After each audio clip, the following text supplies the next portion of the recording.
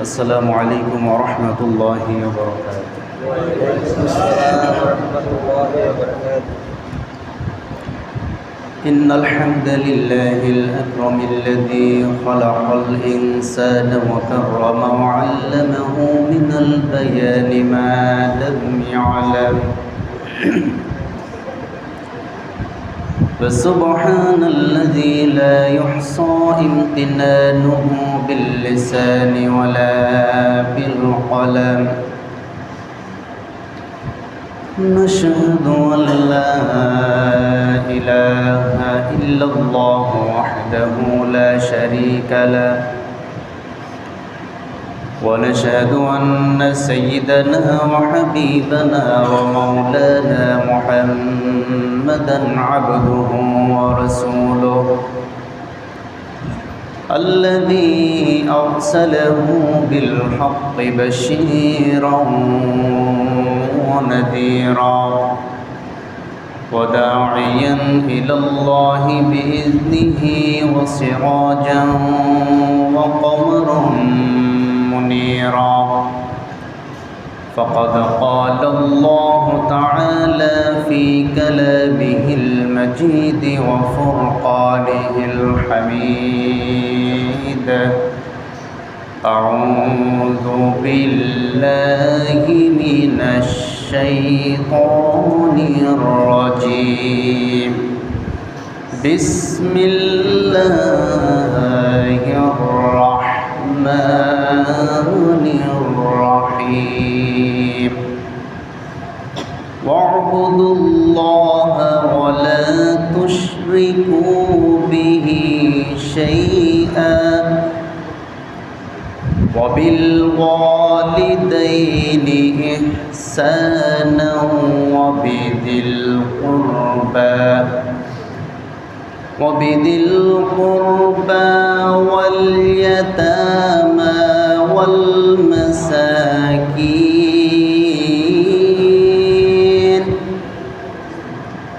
واليتامى والمساكين والجار ذي القربى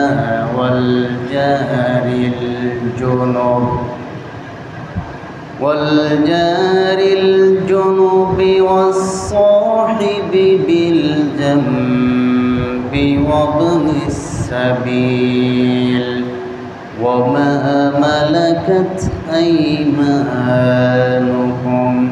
إن الله لا يحب من كان مختالا فخورا وقال تعالى في شان حبيبه إن الله وملائكته يصلون على النبي يا أيها الذين آمنوا صلوا عليه وسلموا تسليما اللهم صل على محمد وعلى آل محمد كما صليت على إبراهيم وعلى آل إبراهيم إنك حميد مجيد اللهم بارك على محمد وعلى آل محمد كما باركت على إبراهيم وعلى آل إبراهيم إنك حميد مجيد صدق الله تعالى وصدق رسوله النبي الأمي الكريم ونحن على ذلك لمن الشاهدين والشاكرين والحمد لله رب العالمين معزز ومحترم حضرات علماء کرام সম্মানিত মুরব্বিয়ানে কেরাম দিগার মুসল্লিয়ান ইজাম আল্লাহ সুবহানাহু ওয়া তাআলার মহান দরবারে হাজার লাখ কোটি শুকরিয়া জ্ঞাপন করছি যে মহান আল্লাহ সুবহানাহু ওয়া তাআলা আমাদেরকে অত্যন্ত মহব্বত করে এবং ভালোবেসে প্রতি জুমার ন্যায় আজকেও সালাতুল জুমা আদায় করার জন্য মসজিদে আসা তৌফিক এনায়েত করেছেন।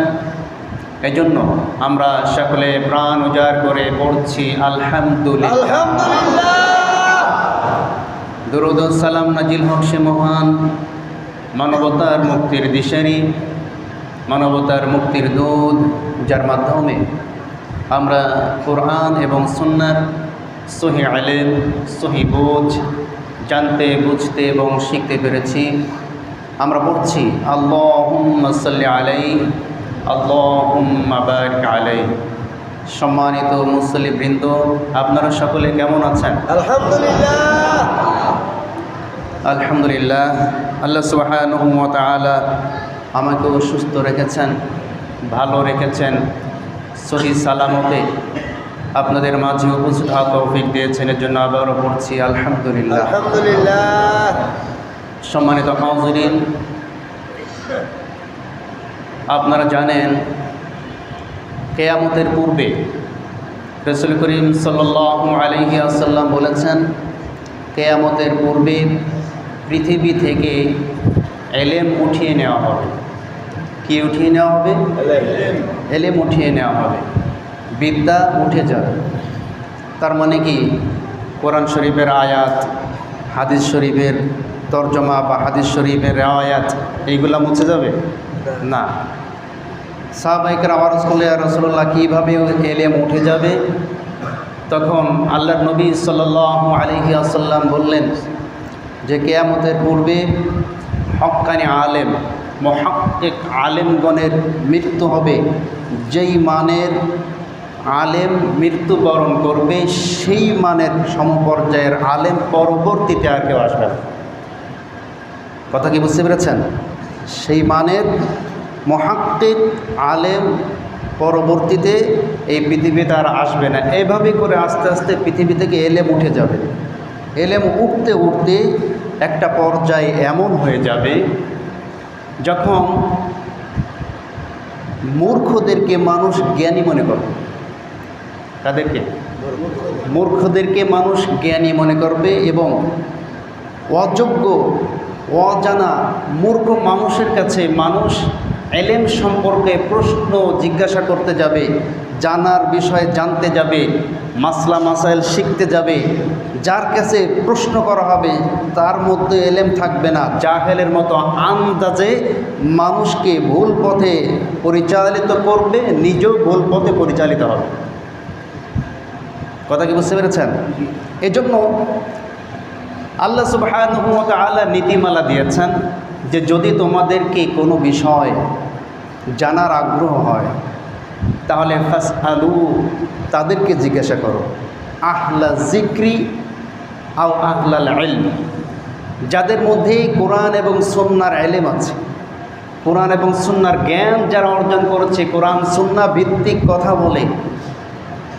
ফাসআলু আহলা যিকরি, তোমরা সেই সমস্ত জ্ঞানীদের কাছে জেনে নাও, ইন কুনতুম লা তা'লামুন, যে বিষয় সম্বন্ধে তোমরা জানো না। তাহলে আপনি কার কাছ থেকে জ্ঞান নিচ্ছেন এটাও আপনাকে জানতে হবে, কোন ব্যক্তির কাছ থেকে আপনি ইলম নিচ্ছেন সেটাও আপনাকে বুঝতে হবে। আর একথা চিরন্তন সত্য যে হক্কানি উলামায়ে কেরামের মৃত্যুর সাথে সাথে আস্তে আস্তে পৃথিবী থেকে ইলম চলে যেতে থাকবে, উঠতে থাকবে। সম্মানিত হাজিরিন, সম্মানিত উপস্থিতি, আমরা ইতিপূর্বে অনেক হক্কানি উলামায়ে কেরামদেরকে আমরা হারিয়েছি। আমরা দোয়া করি যারা গত হয়ে গিয়েছেন আল্লাহ পাক রব্বুল আলামিন তাদেরকে জান্নাতের আলা মাকাম দান করুন, আমরা বলি আমিন। সম্মানিত উপস্থিতি, আমরা গত জুমাতে আলোচনা করেছিলাম সূরাতুন নিসার 36 নম্বর আয়াত থেকে কিছু অংশ। আল্লাহ সুবহানাহু ওয়া তাআলা আল্লাহর ইবাদত, আল্লাহর গোলামি, আল্লাহর দাসত্ব আমরা কিভাবে করব তার কিছু বিস্তারিত, তার কিছু সংক্ষিপ্ত আকারে আমাদেরকে বুঝ আল্লাহ দিচ্ছিলেন এবং কোন কোন কারণে আমাদের ইবাদত কবুল না হতে পারে কোন কোন কারণে আমরা ইবাদত করব ঠিকই, কিন্তু এই ইবাদত আল্লাহর দরবার পর্যন্ত পৌঁছাবে না। ইমানের তলা ছিদ্র থাকতে পারে, এই ছিদ্রগুলা যাতে আমরা বন্ধ করতে পারি, সেই বিষয়ে আল্লাহ পাক রব্বুল আলামিন আমাদেরকে কয়েকটি বিষয় এই আয়াতের মধ্যে বলেছেন। তার মধ্যে আমরা বলেছিলাম দুইটা, সংক্ষিপ্ত আকারে কয়টা বলেছিলাম? দুইটা। একটা হচ্ছে 1 নম্বর, পিতামাতার সাথে ইহসান করতে হবে, সদাচরণ করতে হবে, উত্তম আচরণ করতে হবে, ভালো কাজ করতে হবে, ভালো কথা বলতে হবে পিতামাতার সাথে। পিতামাতার অবাধ্য হওয়া যাবে না। পিতামাতার অবাধ্য যদি কোনো সন্তান হয়, তাহলে সেই সন্তান মক্কার ইমাম হলেও জান্নাত পাবে না। কথা কি বুঝতে পেরেছেন? 2 নম্বর, উইজিল কুরবা, রক্তের সম্পর্কের আত্মীয়তা সম্পর্ক ছিন্ন করা যাবে না। কথা কি বুঝতে পেরেছেন? যাদের সাথে রক্তের সম্পর্ক আছে, এই সমস্ত রক্তের সম্পর্কের আত্মীয়তা ছিন্ন করা যাবে না। রক্তের সম্পর্কের আত্মীয়তা ছিন্ন হয় মানুষের স্বার্থে যখন আঘাত লাগে, ঠিক কিনা? আমি গত জমায় কিছু বলেছিলাম যে মানুষের স্বার্থে যখন আঘাত লাগে তখন মানুষ রক্তের সম্পর্কের আত্মীয়তা ছিন্ন করে। আর আল্লাহ পাক রব্বুল আলামিন বলছেন, অতকত্তিউ আরহামাকুম, তারা যখন ক্ষমতা পাবে, তারা যখন ইস্টাবলিশ হবে, তারা যখন নিজেরা চলাচলের মতো যোগ্যতা অর্জন করবে, নিজের পায়ে নিজে যখন দাঁড়াবে, তখন তারা কি করবে? তুফসিদু ফিল আরদ, এই জমিনে ফিতনা ফাসাদ সৃষ্টি করবে। আর অতকত্তিউ আরহামাকুম, স্বার্থে যখন আঘাত লাগবে তখন রক্তের সম্পর্কের আত্মীয়তা ছিন্ন করবে। আল্লাহ রাব্বুল আলামিন বলেন, যারা নাকি দলীয় স্বার্থে, ব্যক্তিগত স্বার্থে, জমি জমার স্বার্থে, যে কোনো দুনিয়াবী স্বার্থের কারণে নিজেদের আত্মীয়তার সম্পর্ক ছিন্ন করে, রক্তের সম্পর্ক যারা ছিন্ন করে, উলাইকাল্লাযীনা আন'আমাল্লাহু আলাইহিম, আমি আল্লাহ পাক রব্বুল আলামিন তাদের উপরে লানত বর্ষণ করি। বলে নাউযুবিল্লাহ। আমি তাদের উপর লানত বর্ষণ করি যারা আত্মীয়তার সম্পর্ক ছিন্ন করে স্বার্থের কারণে। আমি একটু ইঙ্গিত দিয়েছিলাম, ভাই এবং বোনের সম্পর্ক খুবই মধুর সম্পর্ক, ঠিক কিনা? ভাই বোনের সম্পর্ক মধুর সম্পর্ক না? খুব মধুর সম্পর্ক, ভালোবাসার সম্পর্ক। কিন্তু ততদিন পর্যন্ত ওই বোন ভাইয়ের কাছে প্রিয় থাকে যতদিন পর্যন্ত বোন তার নিজের ন্যায্য অধিকার আদায় করতে না আসে। কথা বলছেন না কেন? পিতার কাছ থেকে প্রাপ্ত সম্পদের ওয়ারিশ তুমি ছেলেও যতটুকু তোমার অধিকার, ঠিক তেমনিভাবে পিতার পক্ষ থেকে প্রাপ্ত সম্পদের ওয়ারিশের যতটুকু অংশ মেয়ে পাবে তোমার মতো, ঠিক সেও একই সমপরিমাণ অধিকার সে রাখে। কিন্তু আমরা কি করি? ওই যে বোন যখনই নিজের পাওনা, নিজের ন্যায্য অধিকার ভাইদের কাছে এসে দাবি করে, তখনই সেই ভাইয়ের বোনের সাথে দাও কুমড়া সম্পর্ক হয়ে যায়। সেই বোনের সাথে আর কথা হয় না, সেই বোনের সাথে আর সম্পর্ক তার ভালো থাকে না। কিন্তু মনে রাখবেন, আপনি আমি যখন সবচেয়ে বেশি বিপদে পড়ি, একটু খোঁজ নিয়ে দেখবেন আপনার সন্তানও অত কাঁদে না, আপনার বোন যতটা না কাঁদে আপনার জন্য। একটা বোন একটা ভাইকে যে কত মহাব্বত করে, কত ভালোবাসে, এটা আমরা উপলব্ধি করতে পারবো না। এই জন্য বোনদেরকে কেউ ঠকাবেন না। বোনদেরকে কেউ কৌশলে হোক, জোর করে হোক, বা আল্লাহর অবাধ্য হয়ে হোক, কোনোভাবে বোনদেরকে ঠকানো যাবে না। আমরা অনেক সময় মনে করি যে বোনরা শুধুমাত্র পিতার সম্পদ, যে জমি জায়গা, এই জমি জায়গার ভাগ পাবে, অন্য কোনো কিছুর ভাগ পাবে না। এটা ভুল। আপনি ভাই, আপনি আপনার পিতার জমি জমা সম্পদে যতটুকু ভাগ পাবেন, আপনার পিতার ব্যাংকে রাখা অর্থেরও যতটুকু ভাগ পাবেন, আপনার পিতার প্রপার্টি যেখানে যা আছে, ব্যবসা বাণিজ্য সব কিছু যেমনিভাবে আপনি পিতার পক্ষ থেকে ওয়ারিশ হয়েছেন, আপনার বোনও প্রত্যেকটা স্থানে তেমনিভাবে ওয়ারিশ হয়েছে। আমরা কি এগুলা দেই? বাংলাদেশে এমন কোনো বীর পুরুষ নেই যে বুকে হাত দিয়ে বলতে পারবে যে আমরা কোরআন এবং সুন্নাহ মোতাবেক আমাদের বোনের প্রাপ্য অধিকার আমরা আদায় করে দিয়েছি। এমন ভাই খুব কমই পাওয়া যায়। নেই আমি এই কথা বলবো না, তবে খুব কম, বিরল ঘটনা, ঠিক কিনা? অথচ আমরা নামাজ পড়ি। আমরা কি করি? আমরা নামাজ পড়ি, জিকির করি, হজ করতে যাই, উমরা করতে যাই, আর মনে মনে চিন্তা করছি এত আমল আমি করি, আল্লাহ জান্নাত আমাকে ছাড়া দেবে কাকে? অথচ আপনি বোনকে ঠকিয়ে ইমানের তলা ছিদ্র করে রেখেছেন। এই পাত্রের মধ্যে যতই আপনি আমল দেন না কেন, ছিদ্র দিয়ে তো সব বাইর হয়ে যায়। এই জন্য আমাদেরকে নিকট আত্মীয় অর্থাৎ রেহেম, রক্তের সম্পর্ক আত্মীয় কোনোভাবেই কোনো স্বার্থের কারণে এগুলাকে নষ্ট করা যাবে না। 3 নম্বর যে বিষয় আল্লাহ পাক রব্বুল আলামিন বলছেন, ওয়াল ইয়াতামা, তোমরা এতিমদের হক নষ্ট করো না, এতিমদের অধিকার তোমরা আদায় করো। কাদের অধিকার? আপনারা কি আমার কথা বুঝতেছেন? তাহলে একটু আমার কথায় জবাব দিবেন, তাহলে বুঝবো যে আপনারা আমার কথা বুঝতেছেন।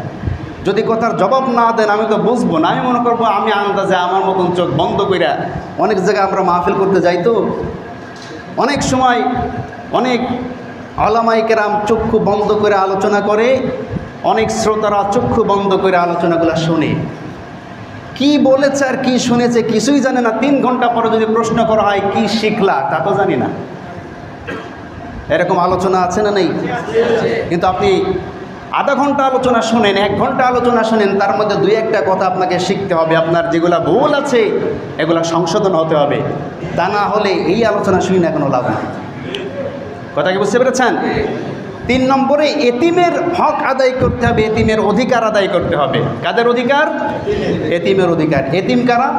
আপনার বড় ভাই মারা গিয়েছে, বড় ভাইয়ের ঘরে 2টা অথবা 3টা অথবা 1টা সন্তান আছে, বড় ভাইয়ের অগাধ সম্পত্তি আছে। আমি মনে করছি কেমনে কৌশলে, এরা তো বোঝে না, ছোট মানুষ, এদেরকে কেমনে কায়দা করে ফাঁকি টাকি দিয়া এই সম্পত্তি সব নিজের করা যায়, অথবা কিছু তাদেরকে দেয়া বাকি সব নিজের করায়ত্ত করা যায়। এমন বড় ভাই তো এই সমাজে নেই। কথা বলছেন না কেন? আছে, এমন সুযোগ সন্তানী ভাই আছে যারা নাকি দুনিয়ায় এতিমদের এই হকগুলো নষ্ট করেছেন। আপনি মনে মনে চিন্তা করছেন আমি জিতে গিয়েছি, আমি এত সম্পদের মালিক হয়ে গিয়েছি। আপনি ইলিশ মাছ কিনে নিয়ে যাচ্ছেন, গরুর গোশত, মুরগির গোশত বাড়িতে কিনে নিয়ে যাচ্ছেন। আপনি তো আপনার চোখে দেখছেন ওইটা মাছ, আর আমরা কোরআনের চোখে দেখছি ওইটা হচ্ছে আগুন। নাউজুবিল্লাহ পড়লেন না? আপনি নিজের চোখে দেখছেন ওইটা গরুর গোশের টোপলা, আর আমরা কোরআনের ভাষায় দেখছি ওইটা আগুনের টোপলা। কথা বলছেন না কেন? আপনি আপনার নিজের চোখে এতিমের হক মেরে দিয়া 5তলা বিল্ডিং বানিয়েছেন। আপনার চোখে শোভা পাচ্ছে ওইটা 5তলা বিল্ডিং, আমরা কোরআনের চোখ দিয়া দেখছি ওইটা আগুনের তৈরি শিখা। কথা কি আমরা বানিয়ে বললাম? কে বলেছেন? আল্লাহ রাব্বুল আলামিন বলেন, ইন্নাল্লাযীনা ইয়াকুলুনা আমওয়ালাল ইয়াতামা যুলমান ইন্নামা ইয়াকুলুনা ফী বুতুনিহিম নারা ওয়া সায়াসলাউনা সাঈরা। ইন্নাল্লাযীনা, নিশ্চয়ই যাহারা, ইয়াকুলুনা আমওয়ালাল ইয়াতামা যুলমান, অবৈধ পন্থায় জুলুম করে, কায়দা করে, কৌশল করে কোনো এতিমের সম্পদগুলা ভক্ষণ করবে, এতিমের সম্পদগুলা নিজের করাতে করে নেবে। ইয়াকুলুনা আমওয়ালাল ইয়াতামা যুলমান, সে মনে মনে চিন্তা করছে আমি মাল খাচ্ছি, আসলে এগুলা মাল নয়।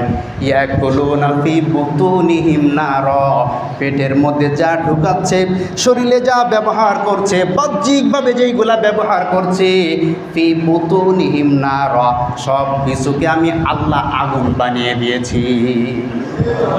সে খাবার খাচ্ছে না, সে আগুন খাচ্ছে। কি খাচ্ছে? আগুন খাচ্ছে। সে কাপড় পরছে না, সে আগুনের বস্ত্র পরিধান করে আছে। সে বিল্ডিংয়ের মধ্যে নাই, সে আগুনের অগ্নি শিখা দিয়া, আগুনের লেলিহান শিখা দিয়া, জাহান্নামের আগুন দিয়া বাড়ি তৈরি করে তার মধ্যে থাকার প্র্যাকটিস করছে। কেন প্র্যাকটিসের কথা বললাম? কারণ আল্লাহ বলছেন দুনিয়ায় খাচ্ছ ভালো করে খাও, ওয়াসায়াসলাউনা সাঈরা, অচিরেই আমি ওই আগুনের মধ্যেই তোমাকে নিক্ষেপ করব। নাউযুবিল্লাহ। এজন্য আপনি দুনিয়ায় যেই বিষয়ে প্র্যাকটিস করবেন আখিরাতে কিন্তু ওইটাই পাবেন। দুনিয়ায় আপনি নামাজিদের সাথে থাকার প্র্যাকটিস করবেন, দুনিয়ায় আপনি সৎ মানুষের সাথে থাকার প্র্যাকটিস করবেন, দুনিয়ায় আপনি সৎভাবে চলার প্র্যাকটিস করবেন, আখেরাতে আপনি সৎ মানুষের সঙ্গী হতে পারবেন। দুনিয়ায় আপনি আগুন খাওয়ার প্র্যাকটিস করবেন, আখেরাতেও আল্লাহ আপনাকে আগুন খাওয়ানোর মধ্যে ঢুকিয়ে দিবে। এজন্য আল্লাহ বলছেন ইয়াকুলুনা আমওয়ালাল ইয়াতামা যুলমান, তোমরা এতিমদের অধিকারগুলো নষ্ট করো না, এতিমের সম্পদ অন্যায়ভাবে তোমরা ভক্ষণ করো না, তাহলে তোমরা পেটের মধ্যে আগুন ঢুকাবে। যাদের অধিকারের মধ্যে, যাদের সম্পদের মধ্যে এতিমদের কিছু না কিছু অধিকার লুকায় আছে, আপনি জানেন আমি জানি না, আজকেই তওবা করে যদি বাঁচতে চান, নিজে বাঁচতে চান, নিজের ফ্যামিলি বাঁচাইতে চান, সন্তানকে যদি ভালোবেসে থাকেন, সন্তানকে যদি জাহান্নামের মধ্যে না ফেলতে চান, চুপি চুপি এতিমের যে হকগুলো নষ্ট করেছেন ওগুলো ফেরত দিয়ে দেন। কথা কি বুঝতে পেরেছেন? যদি ফেরত না দেন, যত তওবা করেন, যত হজ করেন, জাকাত দেন, কাঁদতে কাঁদতে চোখের পানি যদি শুকায়াও যায়, হাজরে আসওয়াদের পাথর চুম্বন দেয়া ওইখানে যদি সুপারগুলো আঠা দেয়া ঠোঁটটাতে লাগাই রাখেন, এরপরও আল্লাহ আপনার দোয়া কবুল করবে না। কথা কি বোঝা গিয়েছে? আমার ভাইয়েরা খুব ভালো করে বুঝবেন, এতিমের হক, এতিমের সম্পদ অন্যায়ভাবে যারা ভক্ষণ করে, এরা হচ্ছে আবু জেহেলের উত্তরসূরি। কাদের উত্তরসূরি? বানিয়ে বললাম? আল্লাহ রাব্বুল আলামিন বলছেন আরাআইতাল্লাযী ইউকাযযিবু বিদ্দীনি ফাযালিকাল্লাযী ইয়াদউল ইয়াতীম। আরাআইতাল্লাযী ইউকাযযিবু বিদ্দীন, তুমি কি ওই ব্যক্তিদেরকে দেখেছ যারা কিয়ামতের উত্থানকে অস্বীকার করে, কিয়ামতের ময়দানে আমার সামনে তাদেরকে উঠতে হবে এইটাকে তারা অস্বীকার করে। আমার ভাইয়েরা, এই আয়াতের তাফসীরের মধ্যে, তাফসীর ইবনে কাসীরের মধ্যে লেখা হয়, যেই ব্যক্তি সম্বন্ধে এই আয়াতটি নাজিল হয়েছে সেই ব্যক্তির নাম হচ্ছে আবু জেহেল। এই ব্যক্তির নাম কি? আবু জেহেল। আবু জেহেলের কর্মকাণ্ড ছিল এমন, যদি কোনো ব্যক্তি মুমূর্ষ অবস্থায় বিছানায় শায়িত হতো, মৃত্যুর সম্মুখীন হয়ে যেত, এই সময় আবু জেহেল ওই ব্যক্তির কাছে গিয়া বসতো, মাথার কাছে হাত বুলিয়ে বলতো, তুমি তো পৃথিবীতে বেশি দিন বাঁচতে পারবা না, তোমার ছোট্ট ছোট্ট বাচ্চা আছে, সন্তান আছে, আর তোমার এত সম্পদ রয়েছে, সুতরাং তুমি মারা যাওয়ার পরে তোমার এই সন্তানরা এই সম্পদ রক্ষা করতে পারবে না, কারণ তারা তো ছোট মানুষ। সুতরাং আমি তো এই মক্কার লিডার, আমি তো এই মক্কার নেতা আবু জেহেল, আমি তোমার সংসারের সমস্ত দায় দায়িত্ব অর্পণ করে দাও আমার উপরে, তোমার পরিবারের সমস্ত দায়িত্ব তুমি আমাকে দিয়ে দাও। তুমি সকলের সামনে ঘোষণা করে দাও যে আমি মৃত্যুর পরে আমার সম্পদের রক্ষণাবেক্ষণ করার দায়িত্ব আমি আবু জেহেলকে দিলাম। এই ঘোষণা তুমি দেয়া দাও। যখন মানুষ জানতে পাবে যে আবু জেহেল এই সম্পদ রক্ষণাবেক্ষণের দায়িত্ব নিয়েছে, কোনো ব্যক্তির ক্ষমতা হবে না, সাহস হবে না ওই সম্পদের কাছে যাওয়া, সম্পদ সুরক্ষিত থাকবে, তোমার সন্তানরা বড় হবে, তাদেরকে ফেরত দেব, এই আশ্বাস যখন মৃত্যুর সময় দিত, মানুষ তখন তার কাছে আশ্বাস পেয়ে তার কাছে সম্পদের সব হিসাব দিয়ে দিত। এই হিসাব যখন দিয়ে দিত, ব্যক্তিটি যখন মারা যেত, মারা যাওয়ার পরে তার সন্তানরা বড় হয়ে যাওয়ার পরে আবু জেহেলের কাছে এসে যখন এই সম্পদ ফেরত চাইত, আবু জেহেল তাদেরকে গলা ধাক্কা দিয়া তার বাড়ি থেকে বাহির করে দিত। এই জন্য এতিমদের অধিকার যারা নষ্ট করে এরা কার উত্তরসূরি? কথা বলছেন, কার উত্তরসূরি? আবু জেহেলের উত্তরসূরি হবেন না আবু বকরের উত্তরসূরি হবেন? আবু বকরের উত্তরসূরি হতে হবে, মুহাম্মদ রাসূলুল্লাহ সাল্লাল্লাহু আলাইহি ওয়াসাল্লামের উত্তরসূরি হতে হবে।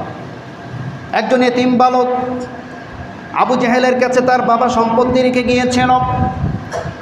বালকটি এসে আবু জেহেলের কাছে সম্পদ যখন ফেরত চেয়েছে, আবু জেহেল ওই বালকটিকে গলা ধাক্কা মেরে যখন বাহির করে দেয়, বাহির করে দেওয়ার পর ওই শিশুটি কান্নাকাটি করতে করতে আবু জেহেলের বাড়ি থেকে বাহির হয়েছে। আবু জেহেলের বাড়ির সবচেয়ে নিকটে ছিল আল্লাহর নবীর বাড়ি। কথা কি বুঝতে পেরেছেন? আল্লাহ নবীর ঘর এবং আবু জেহেলের ঘর একেবারে নিকটবর্তী ছিল। মাঝখানে একটা বসার জায়গা ছিল, সেইখানে বসে আসে উতবা, সাইবা, মুগীরা। কথা কি বুঝতে পেরেছেন? এরা এবার ওই বাচ্চাকে ডাক দিয়ে বলছে, কি ব্যাপার, তুমি কাঁদছো কেন? বলছে এই ব্যাপার, আবু জেহেলের কাছে আমার বাবা মৃত্যুর সময় আমাদের সম্পদ রেখে গিয়েছিল, এখন আমরা বড় হয়েছি, সম্পদ চেয়েছি, আবু জেহেল আমাদের সম্পদ ফেরত না দিয়ে আমাকে গলা ধাক্কা দিয়ে বাহির করে দিয়েছে।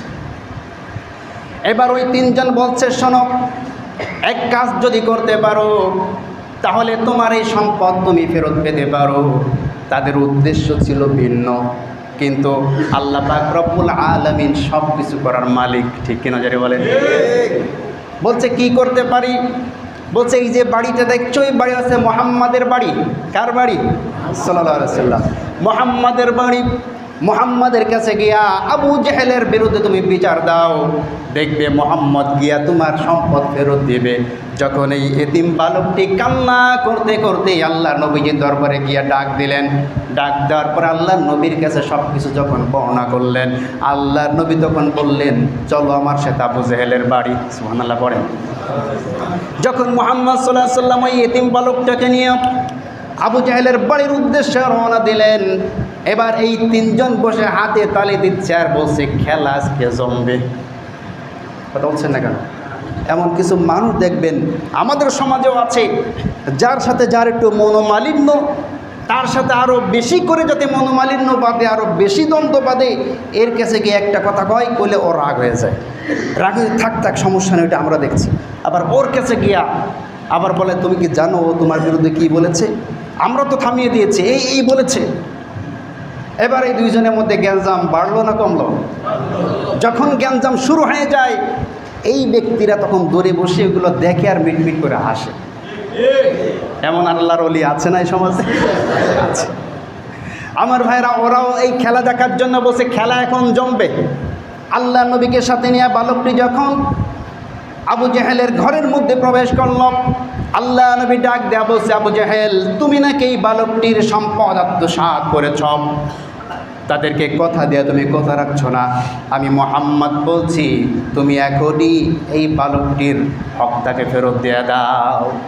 এই কথা বলার সঙ্গে সঙ্গে তারা দূর থেকে দেখছে যে আবু জেহেল আতঙ্কিত অবস্থায় ঘরের মধ্যে প্রবেশ করে এই সন্তানের যত পাওনা ছিল সব কিছু তাকে পরিশোধ করে দিয়া সন্তানের হাতে দিয়ে দিল। এই বালকটি তার সম্পদ নিয়ে যখন চলে যায়, ওরা আশ্চর্য হয়ে আবু জেহেলের দরবারে দৌড়ে গেল। ব্যাপারটা কি? তোমার এত বড় শত্রু তোমার দ্বারে এসে তোমার কাছ থেকে একজন এতিমের পক্ষ হয়ে ওকালতি করেছে, আর তুমি তার কথা শুনে তার সম্পদ ফেরত দিলা। ইতিপূর্বে তো এমন নজির আমরা দেখি নাই, কি হলো তোমার? আবু জেহেল বলছে, আমিও বুঝতে পারছি না কি হলো। যখন মুহাম্মদ আমার সামনে আসলো, আমার মনে মনে চিন্তা হয়েছিল আমি মুহাম্মদকে অপমান করব। এই চিন্তা যখন আমার হয়েছে, মুহাম্মদের পিছনে আমি তাকায় দেখি একটা অদ্ভুত চেহারা এসে আমার সামনে হা করে বসে আছে, এমনভাবে আমার দিকে তেড়ে এসেছে। আমি যদি মুহাম্মদের কথা না শুনতাম তাহলে ওই অদ্ভুত চেহারার ওই বস্তুটি আমাকে গিলে খেয়ে ফেলতো। সেই ভয়ে, সেই আতঙ্কে আমি তার সম্পদ ফেরত দিয়ে দিয়েছি। সুবহানাল্লাহ। আমার ভাইরা, ফাযালিকাল্লাযী ইয়াদউল ইয়াতীম, যারা এতিমদেরকে গলা ধাক্কা দেয় আবু জেহেলের অনুসারী। এই জন্য এতিমদের সম্পদ আমরা কেউ ভক্ষণ করবো না। এতিমদের সম্পদ ভক্ষণ করা যাবে? আমার ভাইয়েরা, এতিম সম্পর্কে আল্লাহ অনেক কড়া হুঁশিয়ারি দিয়েছেন। আল্লাহ নবী সাল্লাল্লাহু আলাইহি ওয়াসাল্লামকে আল্লাহ বলছেন, নবী তুমি তোমার পূর্বের কথা একটু স্মরণ করে দেখো। ওয়াজাদাকা দাল্লান ফাহাদা ওয়াজাদাকা আইলান ফাআগনা ফাআম্মাল ইয়াতীমা ফালা তাকহার ওয়া আম্মাস সাইলা ফালা তানহার। ও নবী, ওয়াজাদাকা দাল্লান ফাহাদা, তুমি ছিলা সঠিক পথের দিশারি, তুমি সঠিক পথ তালাশ করেছিলা, আমি আল্লাহ তোমাকে সঠিক পথের দিশা দিয়ে দিয়েছিলাম। ওয়াজাদাকা আইলান ফাআগনা, তুমি ছিলা দরিদ্র, আমি আল্লাহ পাক রব্বুল আলামিন তোমাকে দরিদ্রতা মোচন করে দিয়া আমি তোমাকে অভিভাবক দান করেছি, সম্পদ দান করেছি। গণ সুবহানাল্লাহ। যেহেতু আমি তোমাকে এতিম অবস্থা থেকে আমি তোমাকে সহায়তা দান করেছি, তুমি যখন এতিম ছিলে, এমন এতিম তুমি জন্মের 6 মাস পূর্বে পিতা মারা গেল, জন্মের 2 বছর পূর্বে মাতা মারা গেল, পিতৃহারা মাতা হারা এমন একজন এতিম আমি তোমার প্রতি তোমার চাচার তোমার দাদার মধ্যে মহব্বত পয়দা করে দিলাম। তোমার দাদা তোমাকে লালন পালন করতে করতে কিছুদিন পরে দাদাও মারা গেল, তোমার চাচা আবু তালিব সে তোমাকে লালন পালন করেছে, তার মনের মধ্যে আমি মহব্বত তৈরি করে দিয়েছি। এমন মহব্বত তৈরি করে দিয়েছে কাফের মুশরিকদের বিরুদ্ধে একটা দৃশ্যমান ঢাল হিসাবে, দৃশ্যমান দেওয়াল হিসাবে তিনি কাজ করেছেন। আল্লাহু আকবার বলেন। আল্লাহর নবী বলেন, ইসলাম প্রচারের ক্ষেত্রে, দাওয়াতের প্রসার এবং প্রচারের ক্ষেত্রে আমার চাচা আবু তালিবের অবদান আমি কখনো ভুলতে পারবো না। আমি সেই মানুষকে দিয়ে তোমাকে এতিম থেকে, এতিম অবস্থা থেকে আমি তোমাকে সহায়তা দান করেছি, আর তুমি ছেলে অর্থহীন, আমি তোমাকে সম্পদের মালিক বানিয়ে দিয়েছি। সুতরাং শোনো মুহাম্মদ, ফাআম্মাল ইয়াতীমা ফালা তাকহার, এতিমের সাথে কখনো খারাপ আচরণ করবে না।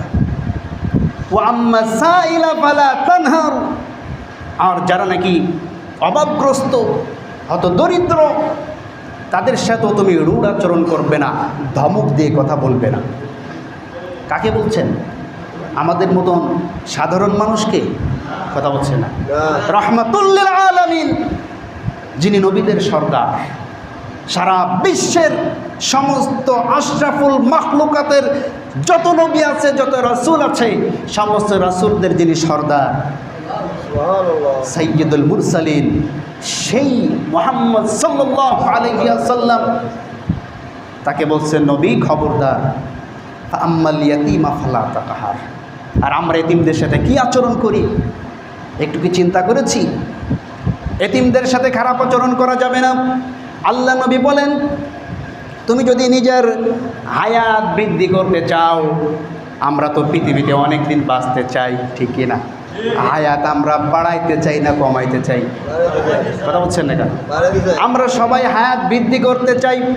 হায়াত যদি বৃদ্ধি করতে চাও, দুনিয়ায় যদি অধিক দিন বাঁচতে চাও, 2টা কাজ করো। একটা হচ্ছে আত্মীয়তার বন্ধন অটুট রাখো, আর 2 নম্বর এতিমদেরকে মহব্বত করো। এতিমদেরকে মহব্বত করলে আর আত্মীয়তার সম্পর্ক অটুট রাখলে আল্লাহ পাক রব্বুল আলামিন তার হায়াত বৃদ্ধি করে দেন। সুবহানাল্লাহ।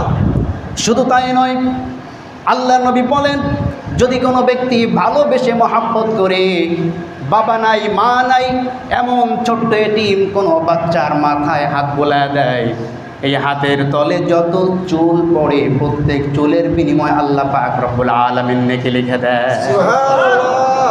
যারা নাকি এতিমদেরকে লালন পালন করবে, আল্লাহ নবী বলেন, আনা ওয়াকাফিলুল ইয়াতীমি কাহাতাইন। আরেক রাতে আছে, আনা ওয়াকাফিলুল ইয়াতীমি হাকাযা। আল্লাহ নবী 2টা আঙ্গুল এইভাবে, এই 2টা আঙ্গুল ফাঁকা করে দেখিয়েছেন যে যারা নাকি এতিমদেরকে লালন পালন করে, এতিমদেরকে যারা খাদ্য দেয়, এতিমদের সাথে যারা ভালো ব্যবহার করে, আমি এবং ওই এতিম জান্নাতের মধ্যে, ওই এতিমের অভিভাবক জান্নাতের মধ্যে এইভাবে পাশাপাশি থাকবো। সুবহানাল্লাহ। এই আঙ্গুলের থেকে এই আঙ্গুল তো অনেক দূরত্ব নাকি? অনেক দূরত্ব। কেমন দূরত্ব? মিশানো কিনা? মিশানো কিনা? কাছাকাছি না, মেশানো। একটার সাথে আর একটা কি মেশানো। তার মানে বোঝা যাচ্ছে যারা এতিমদের হক আদায় করতে পারবে, এতিমদেরকে যারা মহব্বত করতে পারবে, এতিমদের সম্পদ যারা রক্ষা করতে পারবে, অধিকার যারা আদায় করে দিতে পারবে, তারা আল্লাহ নবীর সাথে জান্নাতে থাকবে। আর বিপরীতে একটু চিন্তা করেন, যে যারা এতিমদের হক নষ্ট করবে, যারা এতিমদের অধিকার হরণ করবে, এতিমদের মাল যারা অন্যায়ভাবে ভক্ষণ করবে, তারা আবু জেহেলের সাথে থাকবে। নাউজুবিল্লাহ। কাদের সাথে? কাদের সাথে? আবু জাহেল। আবু জাহেল তো খুব ভালো স্থানে থাকবে নাকি? না। আল্লাহ আমাদেরকে হেফাজত করুন বলেন আমিন। আমিন। তাহলে 3 নম্বরে ওয়াল ইয়াতামা, 4 নম্বরে ওয়াল মাসাকিন। 4 নম্বরে কারা? মাসাকিন, মিসকিন, যারা মিসকিন অসহায়, মিসকিনের হক আদায় করতে হবে। মিসকিনদের হক যারা আদায় না করবে, জাহান্নামে যাওয়ার যতগুলা কারণ আছে তার মধ্যে একটা কারণ হচ্ছে মিসকিনদের হক নষ্ট করা, তাদেরকে খাদ্য না দেওয়া। মিসকিনদেরকে খাদ্য না দিলে তাকে কোথায় যেতে হবে? আসতে বলবেন না, কোথায়? আল্লাহ পাক রব্বুল আলামিন বলছেন জাহান্নামীদেরকে প্রশ্ন করা হবে, কেন জাহান্নামে এসেছ? তারা জবাব দিবে লাম নাকু মিনাল মুসাল্লিন ওয়া লাম নাকু নুতঈমুল মিসকিন। 1 নম্বর অপরাধ, সবচেয়ে বড় যে অপরাধ সেইটা হচ্ছে নামাজ পড়ি নাই। আর 2 নম্বর অপরাধ হচ্ছে মিসকিনদেরকে আমরা খাবার খেতে দেই নাই। মিসকিনদেরকে খাবার খেতে দেওয়া হয় নাই। আল্লাহ পাক সূরা মাউনের মধ্যে বলছেন ফাযালিকাল্লাযী ইয়াদউল ইয়াতীম ওয়া লা ইয়াহুদ্দু আলা তুআমিল মিসকিন। যারা মিসকিনদেরকে খেতে না দেয়, খুব ভালো করে বুঝবেন, যারা মিসকিনদেরকে খেতে না দেয় তারা হচ্ছে অস্বীকারী, অর্থাৎ তারা হচ্ছে কাফের। তারা কি? কাফের। আরাআইতাল্লাযী ইউকাযযিবু বিদ্দিন, যারা দিনকে অস্বীকার করে, কিয়ামতের বিশ্বাস যাদের মধ্যে নাই, তারা কি মুসলমান থাকতে পারে? আসতে বলবেন না, মুসলমান থাকতে পারে? যেই কয়েকটি বিষয়ের প্রতি ঈমান আনা ফরজ, ঈমান এই কয়েকটা বিষয়ের প্রতি ঈমান না আনলে সে ব্যক্তি মুসলমান থাকতে পারে না। তার মধ্যে একটা হচ্ছে আখিরাতের প্রতি বিশ্বাস স্থাপন করতে হবে, ঠিক কি না? আখিরাতের প্রতি বিশ্বাস না থাকলে তার ঈমান থাকবে না। এই জন্য যারা নাকি আখিরাতের প্রতি বিশ্বাস করে, মিসকিনদেরকে তাদেরকে খানা দিতে হবে, মিসকিনদেরকে খাবার খাওয়াইতে হবে। কিন্তু আমরা সমাজে দেখতে পাই মিসকিনদের সাথে আমরা অনেক অবহেলা করি। কথা বলছেন না কেন? মিসকিনদেরকে অবহেলা করি। আল্লাহ নবী সাল্লাল্লাহু আলাইহি ওয়াসাল্লাম বলেন, ওই দাওয়াতের মধ্যে আমি আল্লাহর নবী যাই না যে দাওয়াতে কোনো মিসকিন পাওয়া যায় না। কথা বলছেন না কেন? আমাদের সমাজে দাওয়াত হয় না, দাওয়াত খাওয়া দাওয়া অনুষ্ঠান, যে কোনো খাওয়া দাওয়ার অনুষ্ঠান বলেন, বেছে বেছে যার যত বেশি টাকা আছে, যার যত বেশি সম্পদ আছে, খালি তাদেরকেই দাওয়াত দেয়, গরিবদেরকে দাওয়াত দেয় না। আর গরিবরা এখন যাবেই কেমনে? এখন তো নতুন সিস্টেম চালু হয়েছে, দাওয়াত খাইতে গেলে হয় গিফট দেওয়া লাগবে, নাহলে টাকা দেওয়া লাগবে। কথা বলছেন না কেন? আপনারা কি আমার কথায় মনক্ষুণ্ণ হচ্ছেন? রাগ করতেছেন? আল্লাহর কসম করে বলছি, আপনাদেরকে হেয় করার জন্য, খাটো করার জন্য কথাগুলো বলছি না। কোরআন হাদিসের ভাষায় কথাগুলো পেলাম, এটা অত্যন্ত মারাত্মক ব্যাধি আমাদের। এই ব্যাধি সাথে নিয়ে যদি আমরা মারা যাই ক্যান্সারের মতো, জাহান্নাম ছাড়া উপায় নাই। এই কারণে নিজে বাঁচার জন্য আপনাদেরকে একটু সংশোধন হওয়ার জন্য বলছি, ভাইরা আমার, কেউ যেন এইগুলাকে অন্য কোনো দিকে নিয়ে মনক্ষুণ্ণ হয়েন না, আপনাদের ভালোর জন্য বলছি। কথা কি বুঝতে পেরেছেন? খানা খাওয়ানোর নিয়মটা কি? আল্লাহ রাব্বুল আলামিন পবিত্র কুরআনুল কারীমে সূরাতুদ দাহার, সূরাতুল ইনসানের মধ্যে সুন্দর করে বলছেন যে তোমরা ওয়ায়ুতুঈমুনাত তাআমা আলা হুব্বিহি মিসকিনাও ওয়া ইয়াতীমান ওয়া আসীরা ইন্নামা নুতঈমুকুম লিওয়াজহিল্লাহি লা নুরিদু বিহিম জাযাআন ওয়া লা শুকুরা। আমার বান্দারা খুব ভালো করে মনে রাখবে, তোমরা মানুষদেরকে যখন খাবার খাওয়াবে, যেই খাবার তোমরা পছন্দ করো সেই খাবার তোমরা খাওয়াবে। আবার অনেক সময় দেখা যায় মিসকিনদেরকে দাওয়াত ঠিকই দেয় দিয়ে, যারা কোটিপতি, যারা বড় লোক, যারা আত্মীয় স্বজন, তাদের জন্য আলাদা বিরিয়ানি রান্না করা আছে, আর যারা গরিব মিসকিন তাদের জন্য আলাদা ডাল ভাত রান্না করা আছে। এমন আছে না? আল্লাহ বলছেন, আমি বলছি না, আল্লাহ বলছেন ওয়ায়ুতঈমুনাত তাআমা, যখন তুমি মানুষকে খাওয়াবে আলা হুব্বিহি, তুমি নিজে যেইটা খেতে পছন্দ করো, তুমি নিজে খেতে পছন্দ করছো বিরিয়ানি, পোলাও, কোরমা, ভালো, আর গরিবদেরকে দাওয়াত দিয়ে তাদেরকে একেবারে ওইখানে বসায়া, পার্টিতে বসায়া তাদেরকে তুমি পোলট্রি মুরগি দিয়ে আর ডাইল দিয়ে যা বা দরমার। কথা বলছেন না কেন? ঠিক। আর যারা একটু উচ্চ পদের, যারা একটু ভালো, তাদের জন্য সামিয়ানার ব্যবস্থা থাকে, চেয়ার থাকে, টেবিল থাকে, তাদের জন্য পোলাও, কুরমা, বিরিয়ানি, এরপরে গরু গোশ, হাবি যাবি।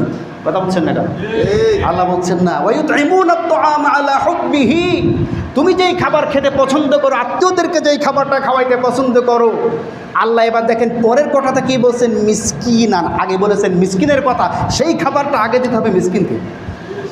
কাকে দিতে হবে?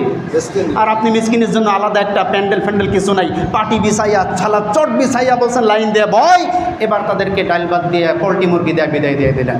আপনি আল্লাহর দেওয়ার সিস্টেম অনুযায়ী মানুষকে দাওয়াত করে খাওয়ালেন না। আর কেমনি খাওয়াবেন?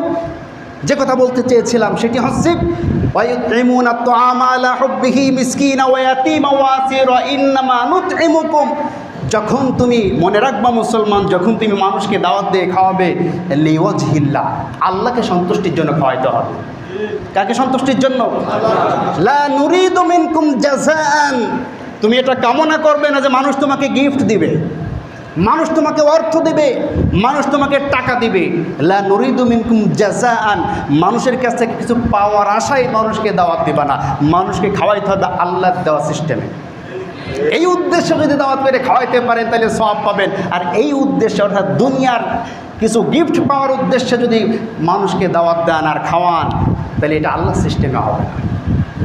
এতিমের হক নষ্ট হবে, অসহায় দরিদ্রদের হক নষ্ট হবে, আর হক নষ্টকারী হিসাবে আপনি আমি খাওয়ানোর পরেও জাহান্নামে যাব বলে নাউজুবিল্লাহ। যে কথা বলছিলাম, মিসকিনরা খেতে যাবে কেমনে, দাওয়াতে যাবেই বা কেমনে? এখন ওই যে সিস্টেম হয়েছে, দাওয়াত খাইতে গেলে গিফট দিতে হবে অথবা টাকা দিতে হবে। এজন্য চিন্তা করি 1000 টাকা দিয়ে ওইখানে খেতে গিয়া আমার এক সপ্তাহের বাজার হবে না, দরকার নাই, আসসালামু আলাইকুম। নিজে গিয়া পোলট্রি মুরগি 1 কেজি কিনে নিয়ে এসে বাড়ি বসে রান্না করে খায়। কথা বলছেন না? যাই হোক, তাহলে আমরা আজকে এতিম এবং মিসকিন সম্পর্কে, এতিম এবং মিসকিনের হক সম্পর্কে, দুইটা বিষয় সম্পর্কে সংক্ষিপ্ত আকারে, এইগুলা তাফসির করতে বহু সময় লাগে। এরপর আপনারা সংক্ষেপে বোঝার চেষ্টা করবেন, যেহেতু আমাদের জুমার নামাজ সময় কম থাকে। কথা কি বুঝতে পেরেছেন?